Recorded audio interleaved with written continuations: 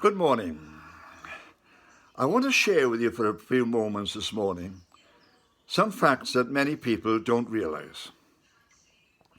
And these are facts which apply to the Jewish marriage service, which have been understood by the people of Jesus' own day.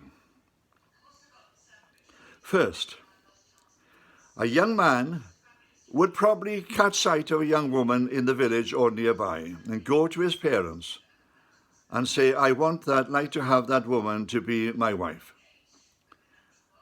When that happened, the parents would make contact.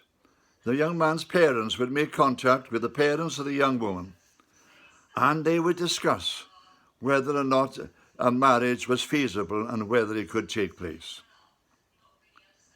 If it did take place, or if it was agreed upon, and all the families agreed that this was a good thing, then the couple would be betrothed. There were no forced marriages. The young woman would be asked whether she wanted to marry this young man. She was never compelled to do so. It was completely voluntary, but the parents would discuss it and share with one another as to what would happen. And if it is so, then she would become betrothed. When that happened, they did not finally get married at that point. But instead, the young man would go back to his father's house. And the father would say to him quite simply, now you've got to prepare a home for your bride.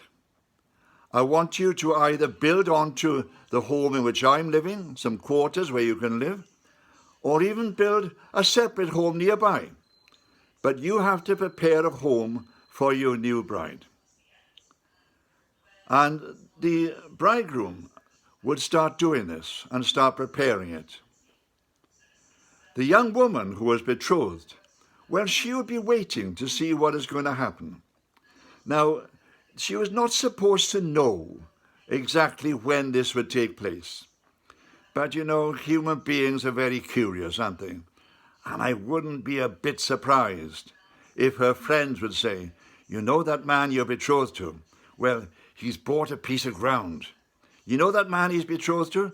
He's starting to put up the walls. You know that man you're betrothed to? He's starting to put on the roof and the windows. You see, she would know that the time was growing close. Her people would tell her she wasn't supposed to meet up with him or share with him. He'd gone away. But I am convinced as well that she would be somehow aware of how the progress was going. A time would come, and it was the bridegroom's father who would make the decision. The bridegroom's father would look to see what his son had done and the preparations he'd made. And when the bridegroom's father thought it was right and proper and everything was in place, then he would say to his son, it's right, now go and fetch your bride. The bride was not supposed to know it's about to happen. But suddenly there would be a great commotion and the bridegroom would be on his way. People would be sent in advance. And suddenly the household will become completely alive.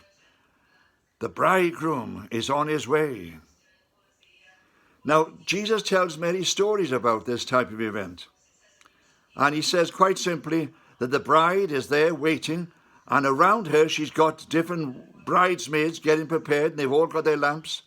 But the bridegroom is delayed, and suddenly the lamps are going out. When suddenly the cry goes out, the bridegroom's coming, the bridegroom's coming.